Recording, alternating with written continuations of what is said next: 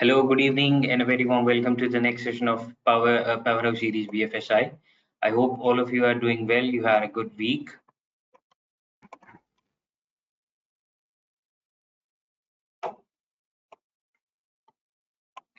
You guys don't respond much in the chat box. I have noticed that there are some participants who were in the six-digit program. They used to share their thoughts or feedbacks in the chat box a lot, but you guys are quite shy, maybe because of the work schedule that you have spent your day in your organization or in the banks.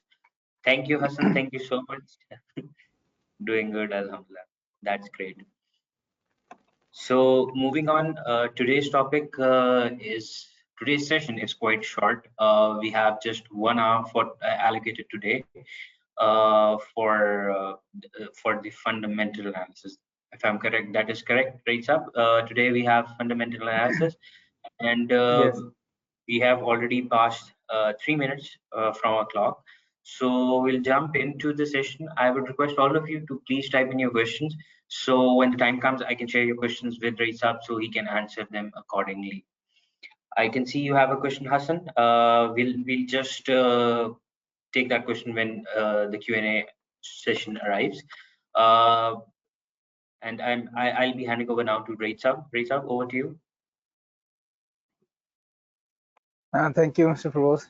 I'm grateful to you and ACCA for the opportunity again. So this is my third session and the last one, in fact.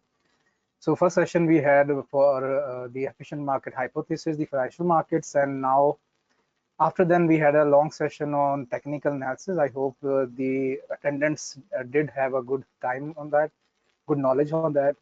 So today is the last one and a quite short one. That is just 1 hour of the session on fundamental analysis. So I'll just start straight away so that we have reasonable time to discuss. So you all can see my screen.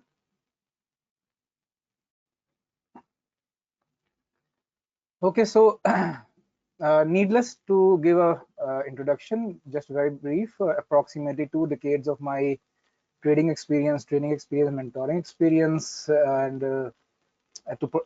I have entertained a lot of students, especially of the professional accountancy profession.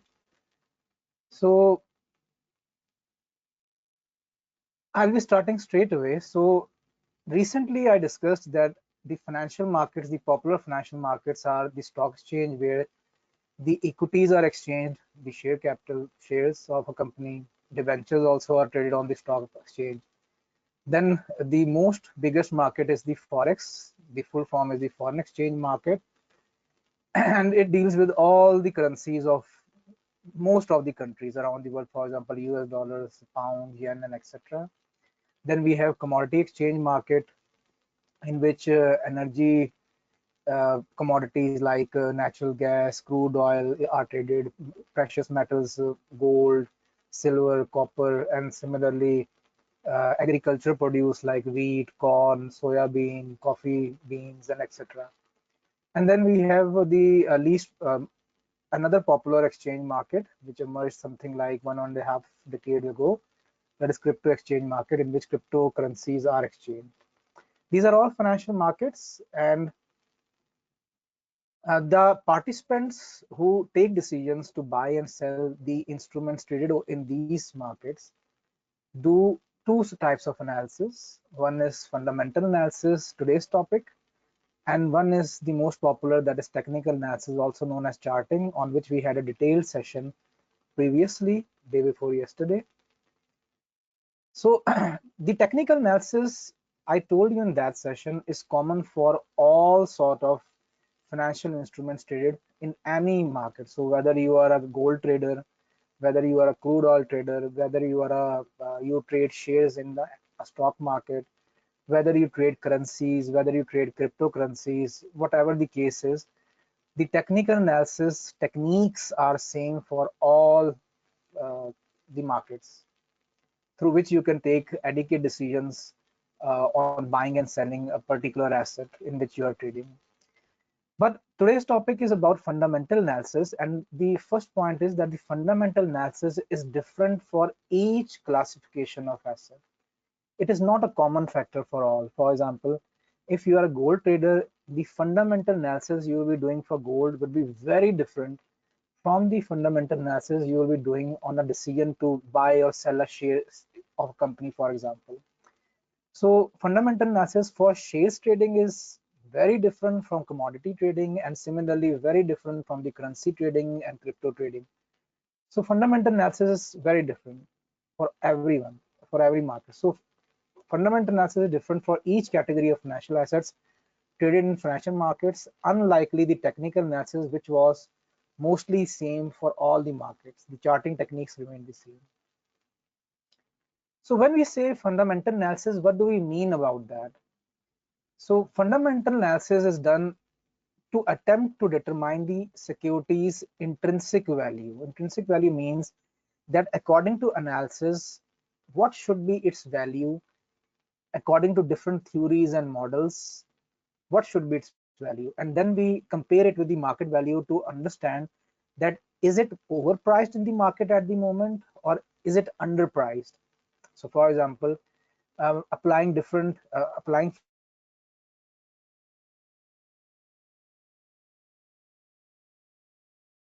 fundamental analysis and different theoretical models, we come up to a point that a share price should be, for example, 150 rupees for a particular share. I'm just giving an example.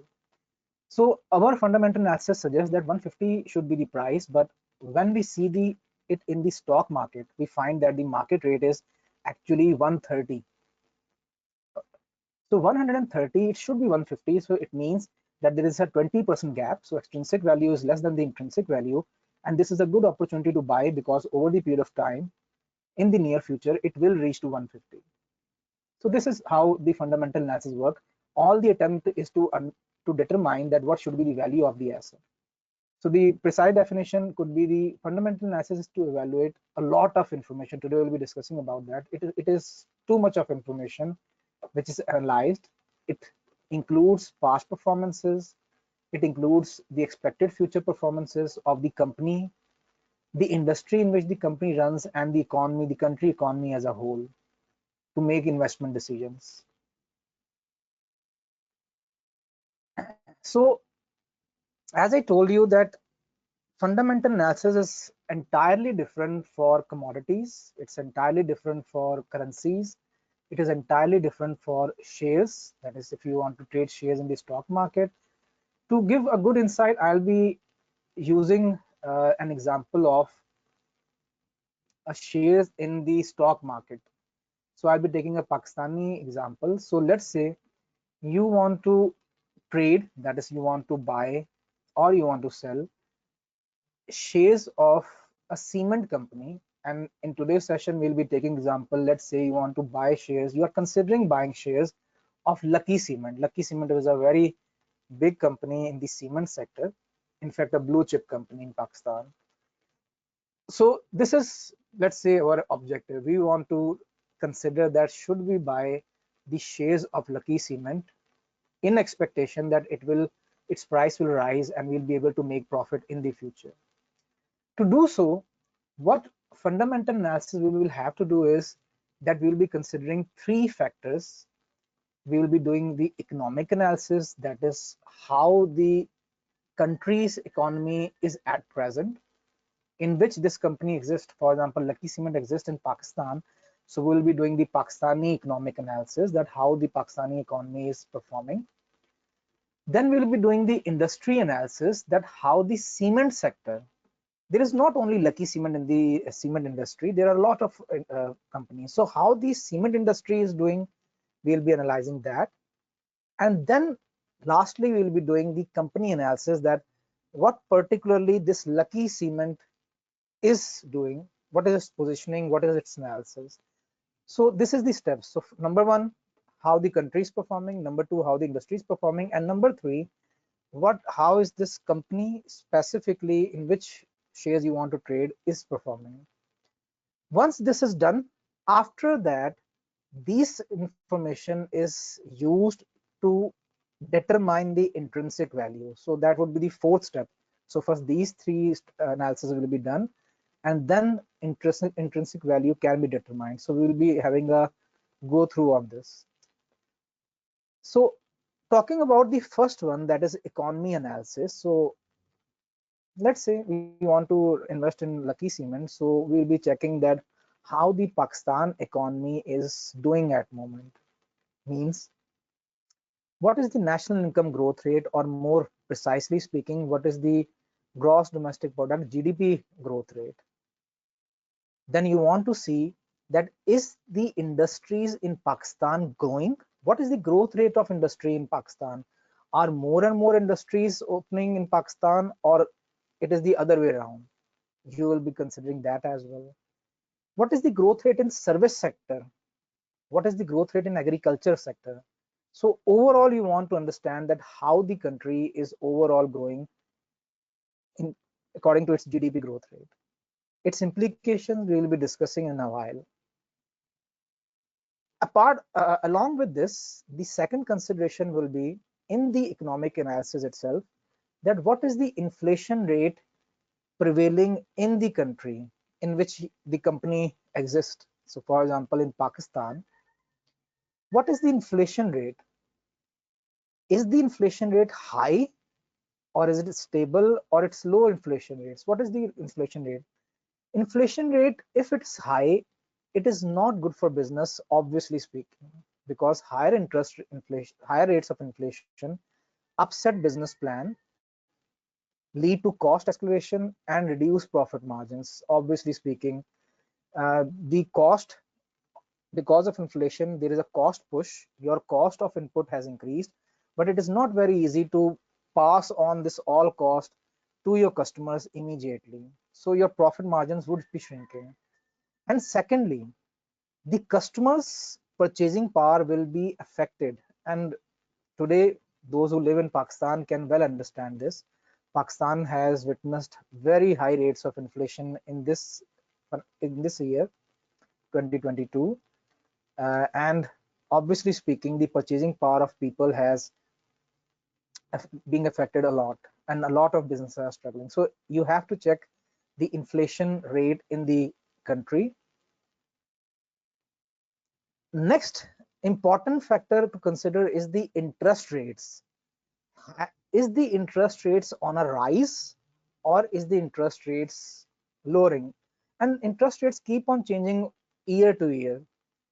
So for example, in this year in Pakistan and in most of the countries, not only in Pakistan, in United States, uh, UK, in all these countries which I have mentioned, this year exhibited increase in interest rates in all the countries, most of the countries.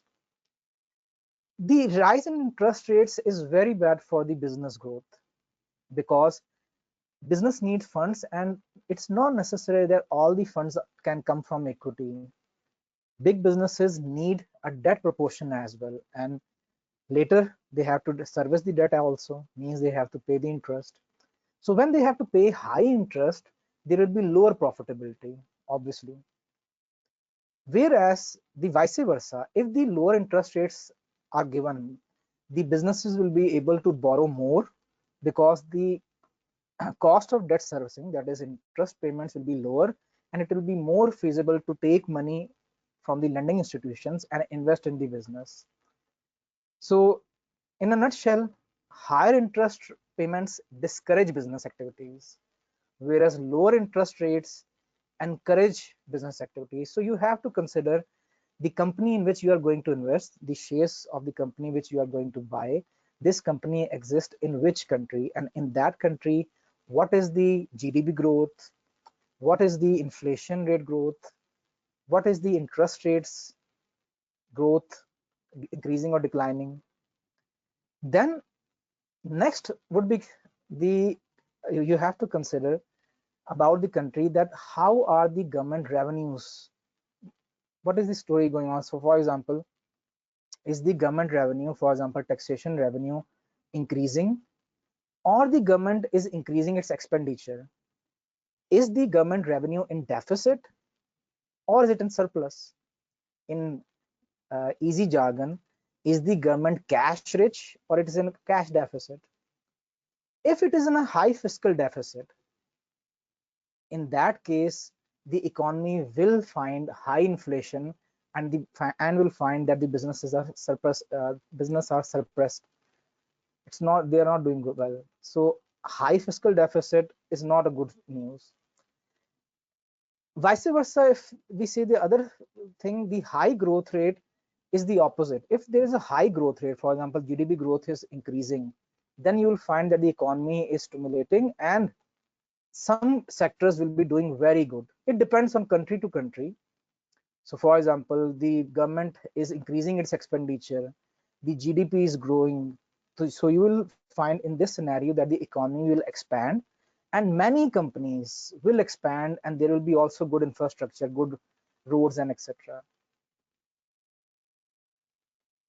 Moreover, in the economy analysis, it is very important to consider that what are the foreign trade balances.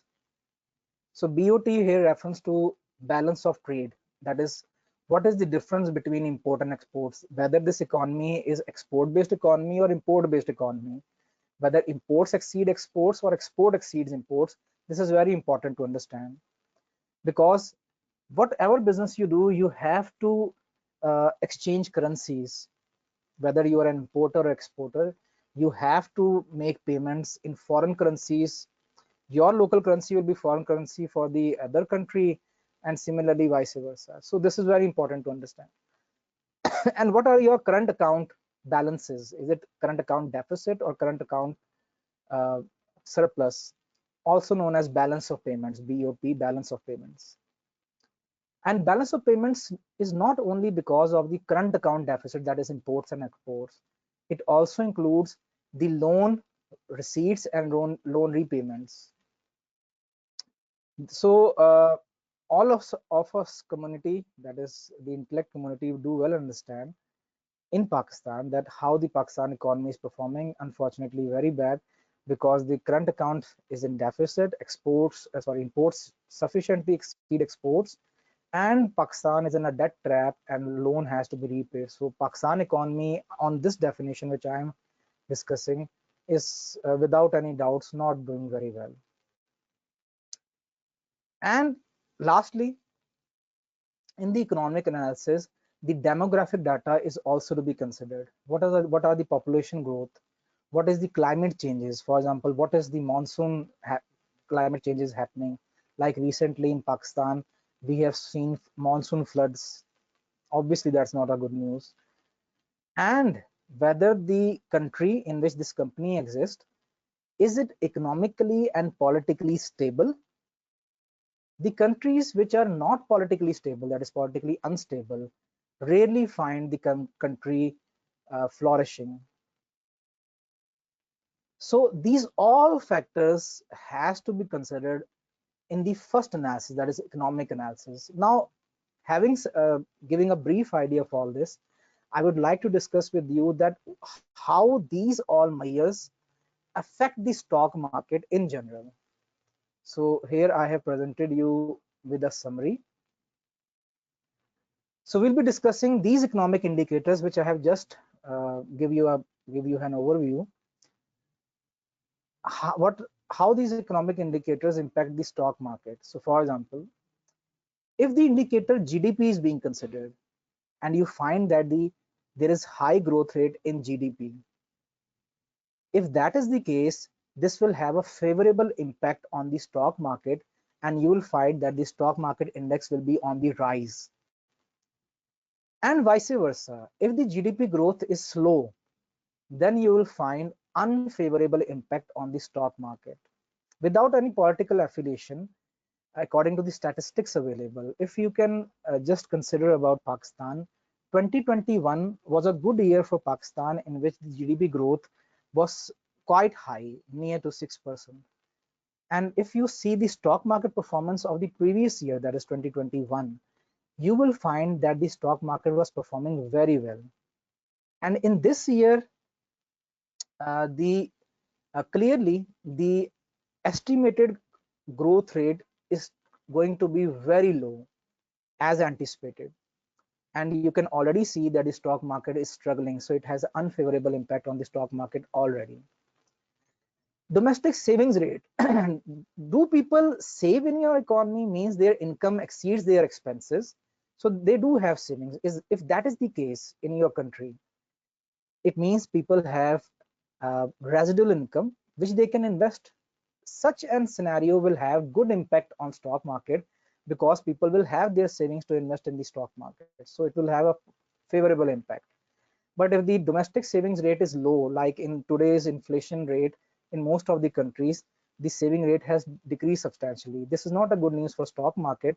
And if you check in all the countries like United States, Great Britain, Pakistan, for example, in which inflation rate is quite high and saving rate has decreased, you will find that all the stock markets in all these countries which I have just mentioned, the stock market is really struggling. So it has an unfavorable impact at the moment. Interest rates, I've just discussed, so I'll be just giving a go through. So interest rates, if low, it will have a positive impact in stock market. If interest rates are high, it will have a negative impact. I've already discussed in today's session about interest rates. Same is the case for tax rates. If the tax rates are increased by the government, it means higher taxation means less profit available to the shareholders, because tax itself is an expense. It will have a bad impact on the stock market. But if these if these tax rates are high, it will have an unfavorable impact on the stock market. If the tax rates are low, it will have favorable impact. Similarly, inflation already discussed. Low inflation means stock market will be performing well. High inflation means the stock market will not be performing good. Industrial production, more and more industries are producing. There is a lot of gross domestic production. If that is the case, it will have a good impact on stock market, and if it's low, the stock market will struggle. Balance of trade, that is import export difference. So if it's a positive, you have more exports, it will have a good impact on stock market, and if it's negative, the stock markets will struggle. And same is the case for balance of payments. And the balance of trade and payments is about volume and amount. Balance of trade refers to the volume, whereas balance of payment refers to the amount, for example amount in US dollars. Almost same, so the same implications. Continued. Foreign exchange position. What are the foreign exchange reserves of your country? If your country has high foreign exchange reserves, you will find that your stock market will be performing well. And if your country like Pakistan has problems with foreign exchange reserves at an alarming level, you'll find that the stock market will be struggling a lot. If there is fiscal deficit, government expenditure exceeds than the government revenue, this will again have a bad impact on stock market. Agriculture production, if because most of the industries take their input from the agricultural produce, most of the country. If there is good agriculture produce, it means that the raw material, that is input, would be sufficiently available. In that case, it will have a good impact on companies, that is good impact on stock market. Whereas if it's low, obviously the stock market will not be performing well. And infrastructural facilities, for example, how good roads, how good rail transits you have, how good means how good transportation infrastructure facilities you have.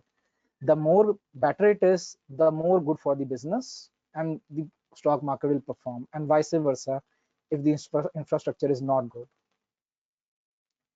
So these all things, as in the start of the session I had written in these slides, there are a lot of information to be considered before if you are doing fundamental analysis to invest in any financial markets.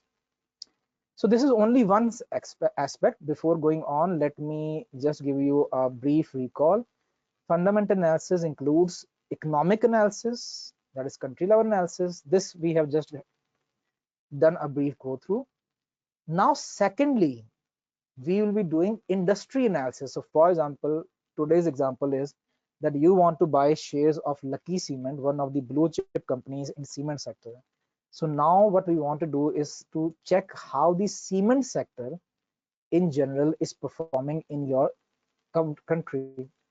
So about the industry, number one would be about considering that this industry is in its startup phase, or is it in its growth phase, or it is in its maturity phase, or it is declining altogether. So if I talk particularly about cement, for example, it is between the growth and maturity stage. So it is a good company to invest in.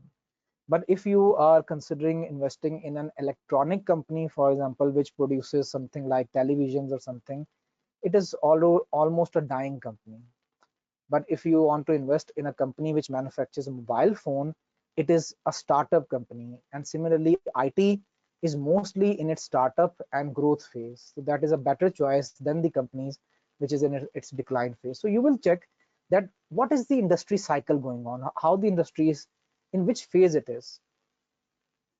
Next, you will be considering the industry characteristics, that what is the demand supply gap of that particular industry. For example, if I talk about cement industry, is there sufficient cement manufactured to meet all the demand of the country, or the demand is high and still the supply is low? If the supply is low and demand is high, it would be one of the best investments to do in the cement, because it means that there will be high profit margins. So demand supply gap will be considered. The competition will be considered. How many companies, cement companies, are there performing existent in the Pakistan cement industry? That would be very important information. Is there some product differentiation, or is it something that every company produces the same product? For example, in cement there is rarely any product differentiation, but in many companies, many products, there are differentiation. For example, in the IT sector there is a lot of differentiation which can be witnessed. Electronics industry, there is a lot of differentiation to be witnessed. What is the cost advancement? How is the economy of scale? Means, is the company is the industry in economies of scale or struggling on that? For example, in these days when we are talking, there is hardly any economies of scale present in most of the industries in Pakistan because of the very high electricity cost. But in recent years, the opposite was the case. So you'll be seeing that how the industry is performing. What is the cost structure? Is the cost mostly fixed cost of the company, or it is based on variable cost? For example, are the labor given daily wages, or they are salaried people? If most of the cost is fixed, then as you know in your studies, there will be higher break-even cost. There will be much cost commitments. So this is about industry analysis. So there were three things. Number one, economy. We just discussed a brief on that. Number two, the industry. And now we come up to the number three, that is the company in which you want to invest. What analysis you want to do on that? What information you need about that? So now coming on the company analysis, for example, in our today's example, Lucky Cement specifically. So you are considering from taking information that what type of business is Lucky Cement doing? Is it a manufacturer, retailer, service oriented, or utility based? So in fact, it's a manufacturer. What are its primary products? For example, cement. What are its strategic objectives?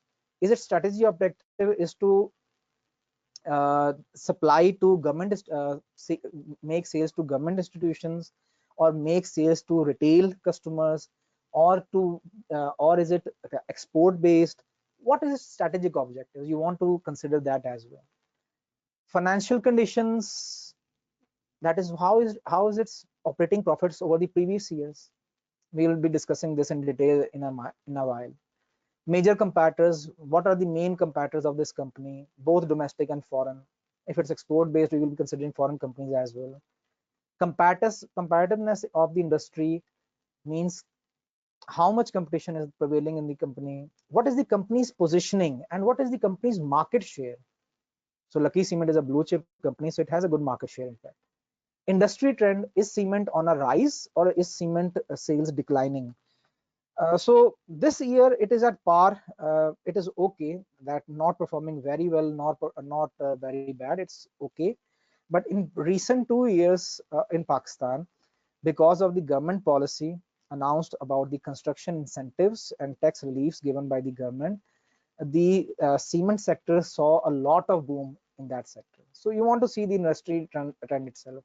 What are the regulatory issues? Are there any licensing requirements or any threat, regulatory threat to the company? And economic environment we have already discussed. Apart from that information, as we all being accountants very well know that we want to analyze the company's financial statements, which includes profit and loss account, which includes its balance sheet, which includes its cash flow statements. And when we consider these financial statements, the key analysis done out of that considers ratio analysis, as you all are already familiar with that. You want to check by using different ratios that what is the liquidity position of the company. Using the appropriate gearing ratio, you want to check the leverage and capital proportion of the company. You want to check what is the sales growth of the company over the period of time. You want to check the profitability ratios, gross profits, net profits, profit after tax, profit before tax, and etc. And you want to know, also want to check the investors ratio, also known as stock market ratios, like dividend cover, earning cover, dividend per share, earning per share, and etc. This is an integral, this content is an integral part of ACCA studies, and you must be much familiar with that. But in real life, in practical, ratios are not conclusive on which you can base your decision of buying or selling. Yes, it is important, it is helpful, but as discussed in today's session, it is not the only thing to be seen. In fact, we have discussed a lot of matters which have to be considered in the fundamental analysis. So ratio analysis cannot tell the whole story because there are too many assumptions used in the ratio analysis. And among those assumptions, the main area of concern are the selection of appropriate benchmark. What is the benchmark which needs to be considered? Which companies or firms will be used for comparison? Interpretation of ratios, there are many school of thoughts on that, and some are contradictory. Using the past performance, its past trends to extrapolate future forecasting is much assumption based. And then about the accounting policies, when you compare year to year or with other companies, the accounting policies might differ. For example, depreciation policies and inventory valuation policies and etc., which makes the comparison not that effective. So only ratio analysis is insufficient. So to conclude this third part, so about the company, when you are considering about the company, there are two things to be considered: qualitative information and quantitative information. So a quick roundup: qualitative information is what is the business model of the company, what is the management of the company, what is the competitive advantage of the company, how is the corporate governance of the company, what is its customer base, what is the market share of the company compared to its competitors, what is the industry growth, is it in a growth phase or a decline phase, and is there any legal cases pending against the company? These all are qualitative things which must be considered before investing in any company. In this, qualitative is equivalently important as quantitative information, in which you'll be considering the balance sheet, profit and loss account, cash flows, obviously the audited ones, doing the ratio analysis from that, and also considering other forecasting from the annual reports of the company. So all these things will be considered. So now we come to our next part. So let me just give you a recap in case you have just lost where we were. So just a quick recap. Fundamental analysis is all about determining a security's intrinsic value, that according to all the information, what should be the value of the shares. This is fundamental analysis. This is the objective of fundamental analysis. And to find out intrinsic value, you consider a lot of information, which includes all the three: economic analysis, that is a country level analysis, which we have just discussed in brief; industry level analysis about the industry; and then the company level analysis, both qualitative and quantitative. And after doing all this, the objective remains to find the intrinsic value. And now when we have just discussed these three in brief, now let's discuss how to find the intrinsic value. So intrinsic value in ACCA, there are two subjects. One is F9, that is financial management, and one is advanced financial management, that is P4, which gives a lot of relevant information about calculations of the intrinsic value. In F9 especially, the chapter which relates to this is known as valuation of company and as well as cost of capital. Those things are used to find the intrinsic value of the company and the relevant asset, that is shares of the company. So the value of the firm, that is value of the company, can be determined by expected value of future cash flows of the firm. You extrapolate, you consider what are the cash flows, you discount it on a appropriate cost of capital, and these cash flows include company's cash flows, or the other school of thought is you can even use the earnings of the company or the dividends of the company. These are three school of thoughts which you have studied in your ACCA. So there are lot of methods, not a single one.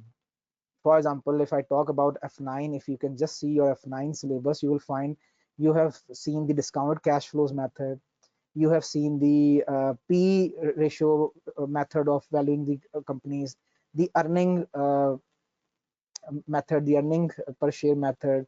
Then you have uh, asset backing, asset per share method, and a lot of them.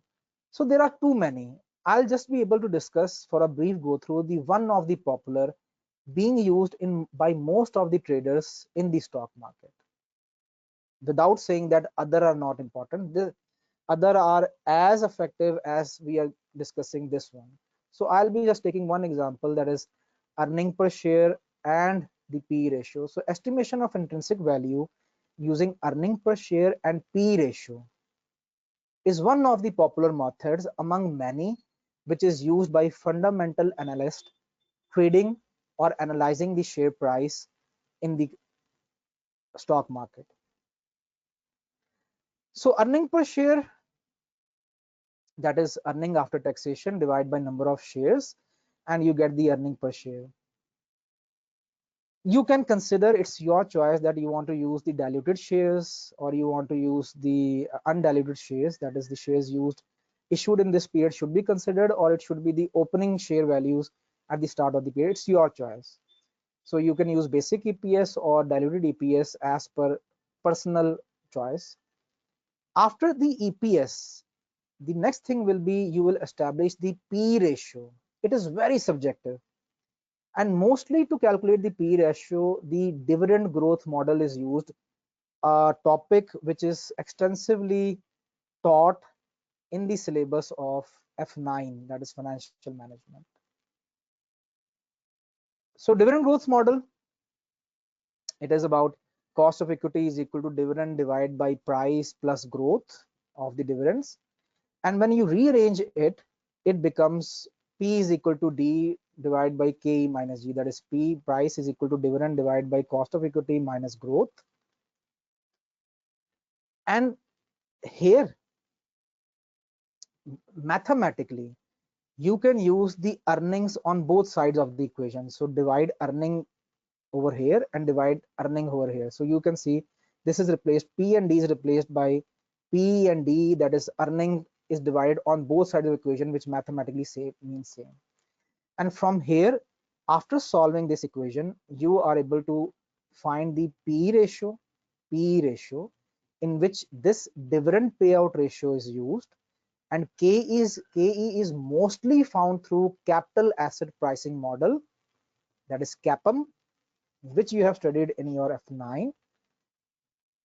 And if growth rate is required, so growth rate equation is G is equal to BR, that is rate of retention and the rate of profits.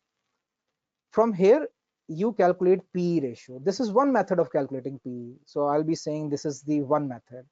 The other method is take P ratios of previous 5 years. So let's say 2022 P ratio, 2021, 2020, 2019, and then 2018. 5 years P ratio divide by 5. So you get an average P ratio as well. So one P ratio is calculated using dividend growth model. The other is a simple average. Now two P ratios are divided by 2, that is one value plus the second value divided by 2 to get an average value. Now till here, if your common sense is still working, you can understand that these all are very subjective methods being used to find the intrinsic value of the asset. It's not scientific actually. There are a lot of assumptions used over here throughout fundamental analysis. So then what happens? So intrinsic value, or also known as anchor values, are calculated as the EPS found will be multiplied by the P ratio you have found, and the P ratio varies. It is basically 2 or 3 values rather than one value. So for example, the EPS you have projected for the next year is 5, and the appropriate PE ratio which you have calculated using different models is 6.8, just for an example. Then this will give you the value of 34, just to make a point. So this is known as intrinsic value. With little change of assumptions, you will find a range that if, for example, the P ratio, instead of using 5 years average, if I take it 6 years average, or if I take 4 years average, what difference will it make? So you will find a range of intrinsic value. Let's say that you are able to find an intrinsic value range of rupees 32 to 36, which means that the real value of the shares of cement, the company, for example, sort of just to explain, Lucky Cement, in accordance to this, the Lucky Cement share price should be 32 to something between 32 to 36. It's real value, that is intrinsic value. And now we will check the stock market values to decide that whether the shares should be bought or sold.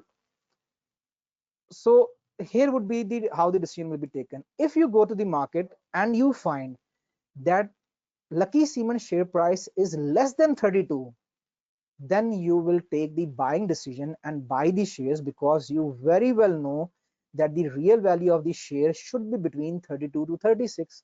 So this is a good point to buy. But if you find that the stock market, the Lucky Cement price is already between 32 to 36, either don't buy, and if you have already bought the shares, just simply hold it. It is on its real value at the moment. Once the share price exceeds 36, that is exceeds 36 rupees, that is intrinsic value, that is a good point to sell. That is how fundamental analysts do analysis to aid the traders or trade themselves for profit making opportunities in the stock market. So if the price is less than the intrinsic value, buy. If the price is more than the intrinsic value, sell. And if it is in the intrinsic value, there is nothing to be done. Hopefully, I firmly believe that though a very quick session and a short time was allocated by the ACCA for this fundamentals, and I was able to give you a good brief on it.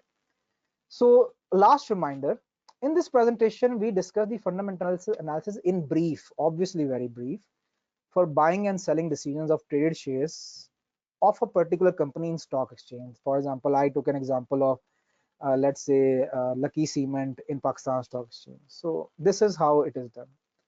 Remember, fundamental analysis techniques are absolutely different for currencies and commodities. That is, gold has different fundamental analysis, silver has different fundamental analysis, copper's fundamental analysis is something else, natural gas fundamental analysis is something else, Great Britain pound, Japanese yen, Pakistan rupees, Indian rupees, US dollars.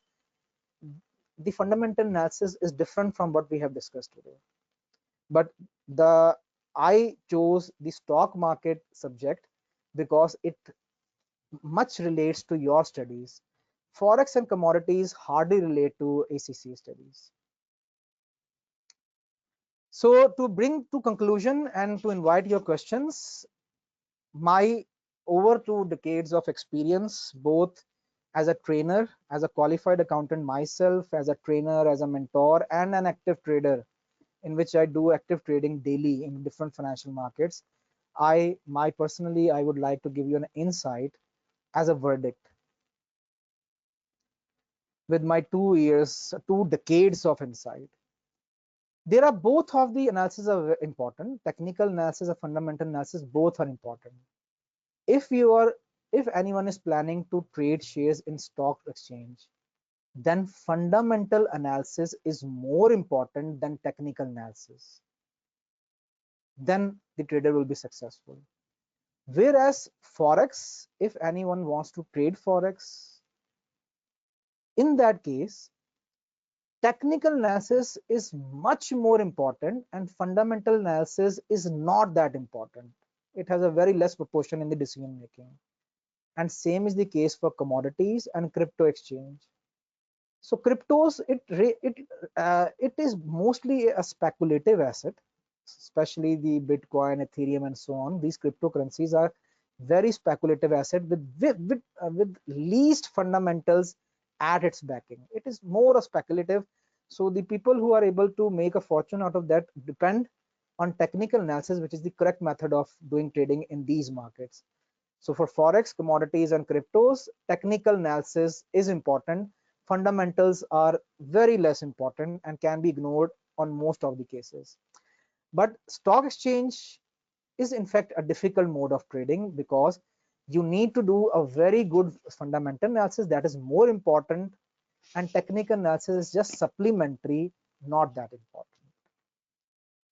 This brings my sessions to completion on financial markets. I hope that you enjoyed the 3 sessions. Number 1, financial market hypothesis, which I presented to you. Number 2, technical analysis, I presented to you day before yesterday.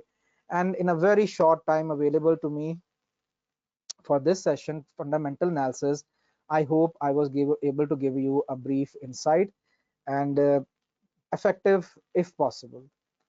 So thank you very much for attending, and we have approximately 10 minutes to complete this session. And in this 10 minutes, I would be welcoming any of your relevant questions relating to financial markets, technical analysis, fundamental analysis, anything relevant. You are most welcome to ask me. May I request Mr. Feroz to moderate and tell me the questions if you have any to ask me. Yes, Raisa, there's a question which I received at the start of this session.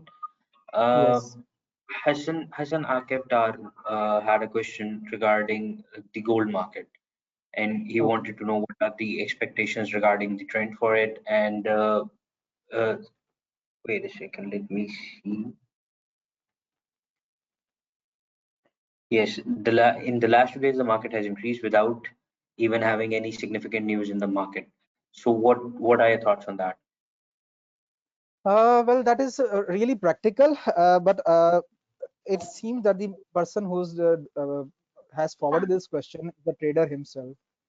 So I would like to point out that just check your charts that a downtrend line has broken and the support was also broken. That is technical analysis, but the broken level was not retested today and yesterday. What you are talking about, or 2 days, in fact, this week, the market went up to retest the level, and I'm talking about the technical analysis. The person who has asked me a question which normal person cannot understand, only the traders can understand. I hope I have given the answer to that particular traders to attendee. So Thank you, any other Rita. question? Hmm. Yeah, that was a question from Hassan. Is there any other question apart from feedback? We'll come to the feedback in a while, but do we have any question for Raisa?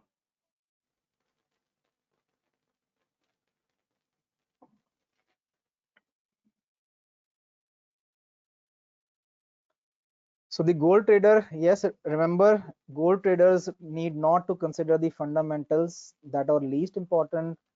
The most important is the technical analysis, that is charting. So Forex, commodities, cryptos, stick to your technicals. Don't consider fundamentals. But if you're trading stocks, remember to consider fundamentals as a compulsory.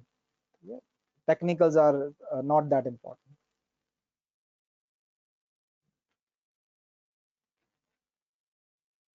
Any questions, or is it okay? We haven't received any question, but I think there isn't any question from the participants. So let's just I think wrap it up.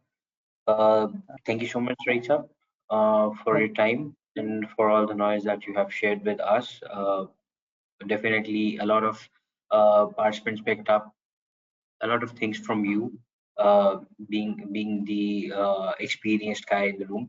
So thank you so much for your time. And the next session would be based on basically digital transformation in finance, and there will be a new trainer, a new face. In the next session, the next session will be on the coming Monday. And anything that you would like to add, rates up regarding your sessions? thank you. I would just like to take off. So thank you very much for all the people who have attended. You are all of you are very loved community of mine. I being myself and is a part of the ACC community. So hopefully these sessions were fruitful. I wish you all a very blessed and successful life ahead. Inshallah ta'ala, take care. We'll meet you some other day on some other session. Have a very good day. Allah Hafiz. Thank you. Have a good day and have a very good week ahead. Thank you, everyone, and bye bye.